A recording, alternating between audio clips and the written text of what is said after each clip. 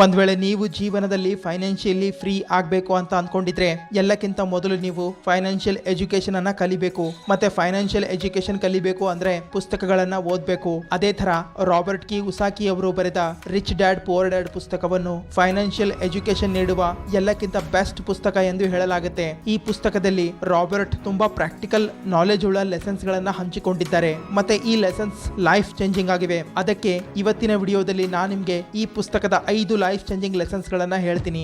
ಇದರಿಂದ ನಿಮ್ಮ ಲೈಫ್ ಕೂಡ ಬದಲಾವಣೆ ಆಗುತ್ತೆ. ಅದಕ್ಕೆ ವಿಡಿಯೋ ಎಂಡ್ ವರೆಗೆ ನೋಡಿ.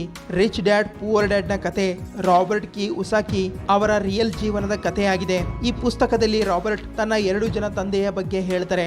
ಇದರಲ್ಲಿ ಇವರ ನಿಜವಾದ ತಂದೆಗೆ ರಾಬರ್ಟ್ ಪೂರ್ ಡ್ಯಾಡ್ ಅಂತ ಟೈಟಲ್ ಕೊಟ್ಟಿದ್ದಾರೆ. ಮತ್ತೆ ಇವರ ಗೆಳೆಯನ ತಂದೆಗೆ ರಾಬರ್ಟ್ ರಿಚ್ ಡ್ಯಾಡ್ ನ ಟೈಟಲ್ ಕೊಟ್ಟಿದ್ದಾರೆ. ರಾಬರ್ಟ್ ಅವರ ನಿಜವಾದ ತಂದೆ ಒಬ್ಬ ಬುದ್ಧಿವಂತ ವ್ಯಕ್ತಿ ಆಗಿದ್ರು. ಮತ್ತೆ ಇವರು ಒಬ್ಬ ಶಿಕ್ಷಕರಾಗಿದ್ರು. ಆದ್ರೆ ಹಣದ ವಿಚಾರದಲ್ಲಿ ತುಂಬಾ ವೀಕ್ ಆಗಿದ್ರು. ಅದಕ್ಕೆ ರಾಬರ್ಟ್ ಇವರಿಗೆ ಪೂರ್ ಡ್ಯಾಡ್ ಅಂತ ಕರೀತಾರೆ. ಅದೇ ತನ್ನ ಗೆಳೆಯನ ತಂದೆ ಕೇವಲ 8ನೇ ತರಗತಿವರೆಗೆ ಅಷ್ಟೇ ಶಾಲೆ ಕಲ್ತಿದ್ರು. ಆದರೆ ಅವರ ಬಳಿ ಫೈನಾನ್ಷಿಯಲ್ ಎಜುಕೇಶನ್ ಇರೋದ್ರಿಂದ ಹಣದ ವಿಚಾರದಲ್ಲಿ ತುಂಬಾ ಶ್ರೀಮಂತ ವ್ಯಕ್ತಿ ಆಗಿದ್ರು. ಅದಕ್ಕೆ ರಾಬರ್ಟ್ ಇವರಿಗೆ ರಿಚ್ ಡ್ಯಾಡ್ ಅಂತ ಕರೀತಾರೆ. ಮತ್ತೆ ಈ ಪೂರ್ತಿ ಪುಸ್ತಕದಲ್ಲಿ ರಿಚ್ ಡ್ಯಾಡ್ ದುಡ್ಡಿಗೆ ಸಂಬಂಧಪಟ್ಟಂತೆ ಅನೇಕ ವಿಷಯಗಳನ್ನ ಹೇಳಿದ್ದಾರೆ. ಈ ಲೆಸನ್ಸ್ಗಳು ಪ್ರತಿಯೊಬ್ಬ ವ್ಯಕ್ತಿಗೆ ಯಶಸ್ವಿ ಮತ್ತೆ ಶ್ರೀಮಂತ ಆಗಲು ತುಂಬಾ ಉಪಯುಕ್ತ ಆಗಿರುವ ಪಾಠಗಳಾಗಿವೆ. ಅದರಲ್ಲಿ ಮೊದಲ ಲೆಸನ್ ಇದೆ, rich don't work for money, money work for them. Robert ಅವರ ರಿಚ್ ಡ್ಯಾಡ್ ರಾಬರ್ಟ್ ಗೆ ಹೇಳ್ತಾರೆ, ಈ ಜಗತ್ತಿನ ಅತ್ಯಧಿಕ ಜನ ರ್ಯಾಟ್ ರೇಸ್ ನಲ್ಲಿ ಓಡ್ತಾ ಇರ್ತಾರೆ. ಏಕೆಂದ್ರೆ ನಮ್ಮೆಲ್ಲರಿಗೂ ಇದನ್ನೇ ಕಲಿಸಿರ್ತಾರೆ, ಒಂದು ಒಳ್ಳೆಯ ಡಿಗ್ರಿ ತಗೊಳ್ಬೇಕು, ಒಂದು ಒಳ್ಳೆಯ ಜಾಬ್ ಪಡ್ಕೊಂಡು ಜೀವನ ಪೂರ್ತಿ ತನ್ನ ಸಂಪಾದನೆ ಮಾಡಿರುವ ಹಣದಿಂದ EMI ಗಳನ್ನ ಪೇ ಮಾಡ್ತಾ ಇರಬೇಕು ಅನ್ನೋದು, ಮತ್ತೆ paycheck to paycheck ಬದುಕ್ತಾ ಇರಬೇಕು ಅನ್ನೋದನ್ನ ಕಲಿಸಿರ್ತಾರೆ. ನೋಡಿ, ಒಬ್ಬ ಸಾಮಾನ್ಯ ಮನುಷ್ಯ ತುಂಬಾ ಕಠಿಣ ಪರಿಶ್ರಮ ಪಡ್ತಾನೆ. ಆದರೆ ನಿಜವಾದ ಶ್ರೀಮಂತ ಅವರ ಬಾಸ್ ಆಗಿರ್ತಾನೆ, ಕೆಲಸ ಮಾಡುವ ಎಂಪ್ಲಾಯಿ ಅಲ್ಲ. ಈಗ ತುಂಬಾ ಜನ ಈ ರ್ಯಾಟ್ ರೇಸ್ ನಿಂದ ಆಚೆ ಬರಬೇಕು ಅಂತಾರೆ. ಆದರೆ ಅವರ ಜೊತೆ ಸಮಸ್ಯೆ ಏನಾಗುತ್ತೆ ಅಂದ್ರೆ ಅವರಲ್ಲಿ ಒಂದು ಭಯ ಕಾಡ್ತಾ ಇರುತ್ತೆ. ಅವರ ಮನೆ, ಕಾರ್, ಬೆಲೆ ಬಾಳುವ ಸ್ಮಾರ್ಟ್ ಫೋನ್ ನ EMI ಯಾರು ಪೇ ಮಾಡ್ಬೇಕು, ಮತ್ತೆ ಸ್ಯಾಲರಿ ಬಂದಿಲ್ಲ ಅಂದ್ರೆ ಏನ್ ಮಾಡ್ಬೇಕು ಅನ್ನೋ ಭಯ ಅವರಲ್ಲಿ ಕಾಡ್ತಾ ಇರುತ್ತೆ. ಇದೇ ಕಾರಣದಿಂದ ಅವರು ಯಾವತ್ತೂ ಈ ರ್ಯಾಟ್ ರೇಸ್ ನಿಂದ ಆಚೆ ಬರೋದಿಲ್ಲ. ಮತ್ತೆ ಜೀವನ ಪೂರ್ತಿ ಇಂತಹ ಕೆಲಸ ಮಾಡ್ತಾ ಇರ್ತಾರೆ. ಅವರಿಗೆ ಇಷ್ಟನೇ ಆಗೋದಿಲ್ಲ. ಅದಕ್ಕೆ ರಿಚ್ ಡ್ಯಾಡ್ ಹೇಳ್ತಾರೆ, ಎಲ್ಲಕ್ಕಿಂತ ಮೊದಲು ನೀವು ಈ ಭಯವನ್ನು ದೂರ ಮಾಡಬೇಕು. ಅದಕ್ಕೆ ನೀವು ಕೆಲವೊಂದು ಅಸೆಟ್ಸ್ ಗಳನ್ನ ಬಿಲ್ಡ್ ಮಾಡಬೇಕು. ಏಕೆಂದ್ರೆ ಹಣ ನಿಮಗಾಗಿ ಕೆಲಸ ಮಾಡಬೇಕು, ಬದಲಾಗಿ ನೀವು ಹಣಕ್ಕಾಗಿ ಕೆಲಸ ಮಾಡಬಾರ್ದು ಅಂತಾರೆ. Lesson number 2, don't by liabilities, build assets. Robert assets ಮತ್ತೆ ಲೈಬಿಲಿಟೀಸ್ ನಡುವಿನ ವ್ಯತ್ಯಾಸ ಹೇಳ್ತಾರೆ. ಉದಾಹರಣೆಗೆ, ಯಾವುದೇ ಒಂದು ವಸ್ತು ಖರೀದಿ ಮಾಡಲು ನಿಮ್ಮ ಜೇಬಿನಿಂದ ಹಣ ಖಾಲಿ ಆದರೆ ಅದು ಲೈಬಿಲಿಟಿ ಆಗಿರುತ್ತೆ. ಮತ್ತೆ ಯಾವ ವಸ್ತು ನಿಮ್ಮ ಜೇಬಿನಲ್ಲಿ ಹಣ ಹಾಕುತ್ತೆ ಅದು ಅಸೆಟ್ ಆಗಿರುತ್ತೆ ಅಂತಾರೆ. ರಾಬರ್ಟ್ ಹೇಳ್ತಾರೆ, ತುಂಬಾ ಜನರ ಬಳಿ ಫೈನಾನ್ಷಿಯಲ್ ನಾಲೆಜ್ ಇಲ್ಲದೆ ಇರೋದ್ರಿಂದ ಅವರು ಅಸೆಟ್ಸ್ ಬದಲಾಗಿ ಲೈಬಿಲಿಟೀಸ್ ಗಳನ್ನ ಖರೀದಿ ಮಾಡ್ತಾ ಇರ್ತಾರೆ. ಉದಾಹರಣೆಗೆ, ಬೆಲೆ ಬಾಳುವ ಕಾರ್, ಐಫೋನ್, ಟಿವಿ, ಬೆಲೆ ಬಾಳುವ ವಾಚ್ ಇತ್ಯಾದಿ ಇವುಗಳನ್ನ ಅಸೆಟ್ ಅಂತ ತಿಳಿದುಕೊಂಡು ಖರೀದಿ ಮಾಡ್ತಾ ಇರ್ತಾರೆ. ಆದ್ರೆ ಈ ಎಲ್ಲಾ ವಸ್ತುಗಳು ನಿಮ್ಮ ಜೇಬಿನಿಂದ ಹಣ ಖಾಲಿ ಮಾಡ್ತಾ ಇವೆ, ನಿಮ್ಮ ಜೇಬಿನಲ್ಲಿ ಹಣ ಹಾಕ್ತಾ ಇಲ್ಲ. ನೋಡಿ, ತುಂಬಾ ಜನರಿಗೆ ಅನಿಸಿರುತ್ತೆ ಅವರ ಮನೆ ಅವರ ಅಸೆಟ್ ಆಗಿದೆ ಎಂದು. ಆದರೆ ಇದು ಸಂಪೂರ್ಣ ತಪ್ಪು. ಏಕೆಂದ್ರೆ ಆ ಮನೆ ಅಲ್ಲಿವರೆಗೆ ನಿಮ್ಮ ಅಸೆಟ್ ಆಗಿರೋದಿಲ್ಲ ಎಲ್ಲಿವರೆಗೆ ನಿಮ್ಮ ಜೇಬಿನಲ್ಲಿ ಅದು ಹಣ ಹಾಕೋದಿಲ್ಲ. ಉದಾಹರಣೆಗೆ, ಆ ಮನೆಯಿಂದ ನಿಮಗೆ ರೆಂಟ್ ಸಿಗ್ತಾ ಇದ್ರೆ ಅದು ಒಂದು ಅಸೆಟ್ ಆಗಿದೆ, ಇಲ್ಲ ಅಂದ್ರೆ ಅದು ಒಂದು ಲೈಬಿಲಿಟಿನೇ ಆಗಿರುತ್ತೆ. ಅದಕ್ಕೆ ನೀವು ಬೇರೆಯವರಿಗೆ ತೋರಿಸಲು ಅಥವಾ ಶೋ ಆಫ್ ಮಾಡಲು ಹಣ ಖರ್ಚು ಮಾಡಬಾರ್ದು. ನಿಮಗೆ ಬೇರೆಯವರ ಬಳಿ ಬೆಲೆ ಬಾಳುವ ಐಫೋನ್ ಇದೆನಾ ಅಥವಾ ಕಾರ್ ಇದೆನಾ ಅನ್ನುವ ಚಿಂತನೆ ಬರಬಾರ್ದು. ಒಂದ್ ವೇಳೆ ನಿಮಗೆ ಫೈನಾನ್ಷಿಯಲ್ ಇಂಡಿಪೆಂಡೆನ್ಸಿ ಬೇಕು ಅಂದ್ರೆ ನೀವು ಅಸೆಟ್ಸ್ ಬಿಲ್ಡ್ ಮಾಡುವುದರ ಮೇಲೆ ಗಮನ ಹರಿಸಬೇಕು.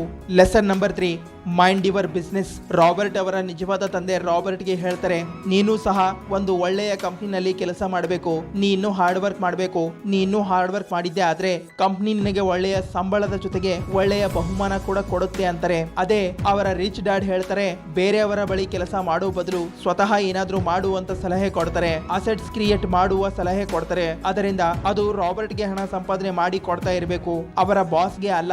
ಏಕೆಂದ್ರೆ ಇವತ್ತಿನ ಸಮಯದಲ್ಲಿ ಮ್ಯಾಕ್ಸಿಮಮ್ ಜನ ನೌಕರಿ ಸಿಗ್ತಾ ಇದ್ದಂತೆ ಜೀವನ ಪೂರ್ತಿ ಅದರಲ್ಲೇ ಮುಳುಗಿರ್ತಾರೆ. ಮತ್ತೆ ಸ್ವತಃ ಯಾವುದಾದ್ರೂ ಒಂದು ಬಿಸ್ನೆಸ್ ಅಥವಾ ಯಾವುದಾದ್ರೂ ಒಂದು ಕೆಲಸ ಪ್ರಾರಂಭ ಮಾಡುವ ಬಗ್ಗೆ ಯೋಚನೆ ಸಹ ಮಾಡೋದಿಲ್ಲ. ಅದಕ್ಕೆ ರಿಚ್ ಡ್ಯಾಡ್ ಹೇಳ್ತಾರೆ, ಯಾವುದೇ ಒಬ್ಬ ವ್ಯಕ್ತಿ ತನ್ನ ಬಿಸ್ನೆಸ್ ಪ್ರಾರಂಭ ಮಾಡಲು ತನ್ನ ಜಾಬ್ ಬಿಡಬೇಕಾಗಿಲ್ಲ, ಬದಲಾಗಿ ಸೈಡ್ ಬಿಸ್ನೆಸ್ ಪ್ರಾರಂಭ ಮಾಡಬಹುದು. ಇಲ್ಲ ತನ್ನ ಸಲುವಾಗಿ ಎಕ್ಸ್ಟ್ರಾ ಇನ್ಕಮ್ ಕೊಡುವ ಸೈಡ್ ಬಿಸ್ನೆಸ್ ಪ್ರಾರಂಭ ಮಾಡಬಹುದು. ಅದಕ್ಕೆ ರಾಬರ್ಟ್ ನಮಗೆ ಮ್ಯಾಕ್ಡೊನಾಲ್ಡ್ಸ್ ನ ಫೌಂಡರ್ ರೇ ಕ್ರಾಕ್ ಅವರ ಉದಾಹರಣೆ ಕೊಡ್ತಾ ಹೇಳ್ತಾರೆ, ಮ್ಯಾಕ್ಡೊನಾಲ್ಡ್ಸ್ ನ ಮೇನ್ ಇನ್ಕಮ್ ಸೋರ್ಸ್ ಯಾವ ಯಾವುದು ಅಂದ್ರೆ ಎಲ್ಲರಿಗೂ ಅನಿಸುತ್ತೆ ಫಾಸ್ಟ್ ಫುಡ್ ಬಿಸ್ನೆಸ್ ಇದೆ ಅಂತ, ಆದರೆ ಮ್ಯಾಕ್ಡೊನಾಲ್ಡ್ಸ್ ನ main income source real estate business ಆಗಿದೆ.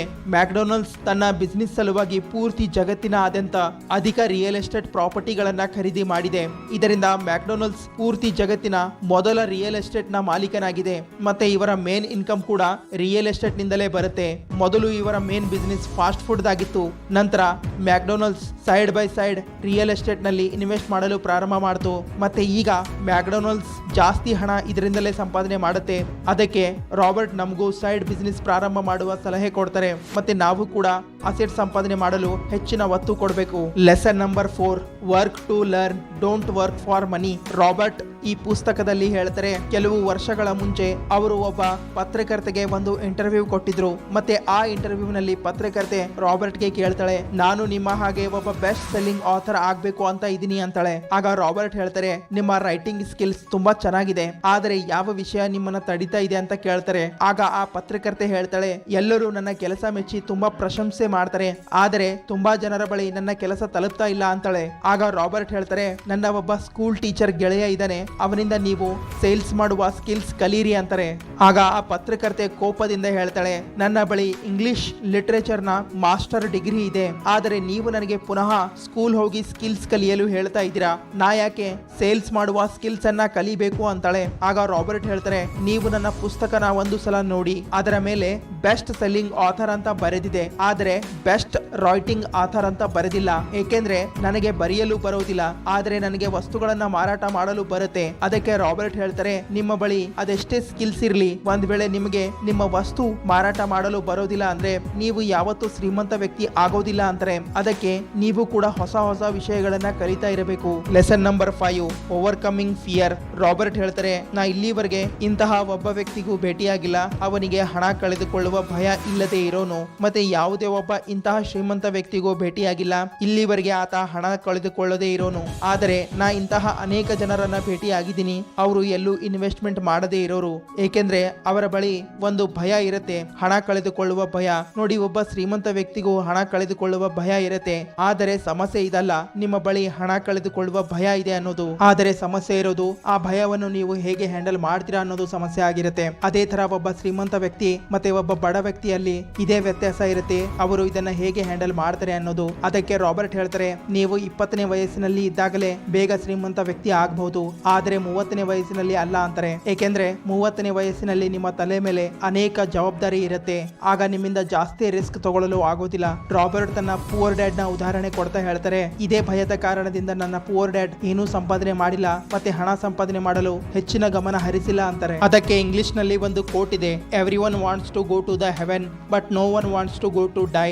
ನೋಡಿ, ಎಲ್ಲರೂ ಶ್ರೀಮಂತ ವ್ಯಕ್ತಿ ಆಗ್ಬೇಕು ಅಂತಾರೆ, ಆದರೆ ಯಾರು ಕೂಡ ರಿಸ್ಕ್ ತಗೊಳ್ಬಾರ್ದು ಮತ್ತೆ ಭಯವನ್ನು ಎದುರಿಸಬಾರ್ದು ಅಂತಾರೆ. ಅದಕ್ಕೆ ನಾವು ಜಾಸ್ತಿ ಹಣದ ಟಾಪಿಕ್ ಅನ್ನ ಅವಾಯ್ಡ್ ಮಾಡ್ತೀವಿ, ಮತ್ತೆ ಇನ್ವೆಸ್ಟ್ಮೆಂಟ್ ಸಹ ಮಾಡೋದಿಲ್ಲ, ಏಕೆಂದ್ರೆ ನಮಗೆ ಹಣ ಕಳೆದು ಹೋಗುತ್ತೆ ಅನ್ನೋ ಭಯ ಕಾಡ್ತಾ ಇರುತ್ತೆ. ನೋಡಿ, ನಿಮ್ಮಲ್ಲಿ ಭಯವನ್ನು ಎದುರಿಸುವ ಸಾಮರ್ಥ್ಯವೇ ಇಲ್ಲ ಅಂದ್ರೆ ನೀವು ಶ್ರೀಮಂತ ವ್ಯಕ್ತಿ ಹೇಗೆ ಆಗ್ತೀರಾ ಹೇಳಿ? ಅದಕ್ಕೆ ನಿಮ್ಮಲ್ಲಿರುವ ಭಯವನ್ನು ದೂರ ಮಾಡಿ. ಸೊ ಫ್ರೆಂಡ್ಸ್, ಇದಾಗಿತ್ತು ರಿಚ್ ಡ್ಯಾಡ್ ಪುವರ್ ಡ್ಯಾಡ್ ಪುಸ್ತಕದ ಕೆಲವೊಂದು ಇಂಪಾರ್ಟೆಂಟ್ ಲೈಫ್ ಲೆಸನ್ಸ್. ನೋಡಿ, ಜೀವನದಲ್ಲಿ ಫೈನಾನ್ಷಿಯಲ್ ಎಜುಕೇಶನ್ ಕಲಿಯೋದು ತುಂಬಾ ಮುಖ್ಯ ಆಗಿರುತ್ತೆ. ಒಂದ್ ವೇಳೆ ಫೈನಾನ್ಷಿಯಲ್ ಎಜುಕೇಶನ್ ಕಲಿಬೇಕು ಅಂದ್ರೆ ರಿಚ್ ಡ್ಯಾಡ್ ಪುವರ್ ಡ್ಯಾಡ್ ಪುಸ್ತಕದಿಂದ ಪ್ರಾರಂಭ ಮಾಡಿ. ಅದಕ್ಕೆ ಈ ಪುಸ್ತಕವನ್ನು ಖರೀದಿ ಮಾಡಿ ಪೂರ್ತಿ ಒಂದ್ಸಲ ಓದಿ. ಪುಸ್ತಕ ಖರೀದಿ ಮಾಡಲು ವ್ಯೂ ಪ್ರಾಡಕ್ಟ್ ಮೇಲೆ ಕ್ಲಿಕ್ ಮಾಡಿ. ವಿಡಿಯೋದ ಬಗ್ಗೆ ನಿಮ್ಮ ಅನಿಸಿಕೆ ಏನೇ ಇದ್ರೂ ಕಮೆಂಟ್ಸ್ ಮೂಲಕ ತಿಳಿಸಿ. ಹಾಗೆ ಚಾನಲ್ ಅನ್ನು ಸಬ್ಸ್ಕ್ರೈಬ್ ಮಾಡಿ, ಇನ್ಸ್ಟಾ ಪೇಜ್ ಅನ್ನ ಫಾಲೋ ಮಾಡಿ.